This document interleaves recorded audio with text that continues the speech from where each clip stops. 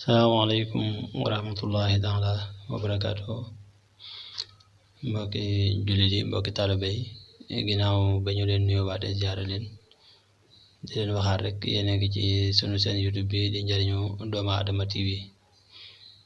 di leen fàttaliwaat rek ngeen di woy di abonné wu ngeen di mën a jot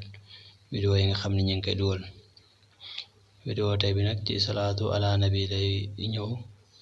ku gaaw ci bayre waaw yéen ñi nga xamante ni da ngeen a bëgg am bayre salaatu ala nabi gii daal maa ngi leen koy digal ndax moom gaaw na lool ci bayre ku koy jëfandikoo te yomb na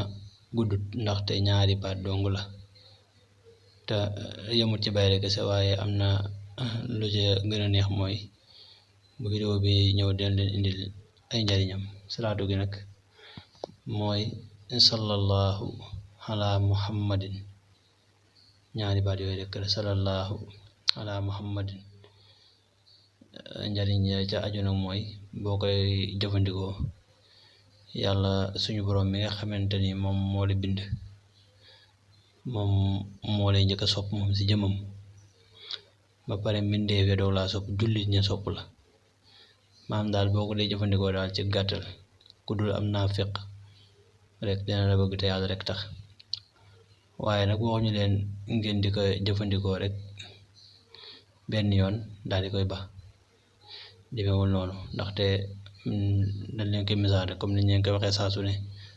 ab tool boo fa jógee mu set nga gëj fa boo fa dellu siwaate yaakaar naa dinga ko fekkaat mu bari ñax kon da nga cay def sa kem kàttan di ko mën di saxal fexe ba am ca benn lim boo xamante ni bis bu set rek nga di ko def da ciy baax lool maanaam lu gaaw ci bayre la lool moom boo ko dee jëfandikoo insha allahu rabbi nit ñi dinañ la bëgg te it boo ko dee jëfandikoo heure boo ko waxee rek ubbil nga sa bopp juróom-ñaar fukki bunti yërmande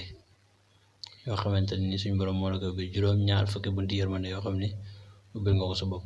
kon salaatu googu am njariñ la xam naa ñu ngi yemale foofu vidéo bi rek di leen fàttali ngeen di wéy di abonné wu rek ci sunu seen YouTube bi di njariñu doomu aadama TV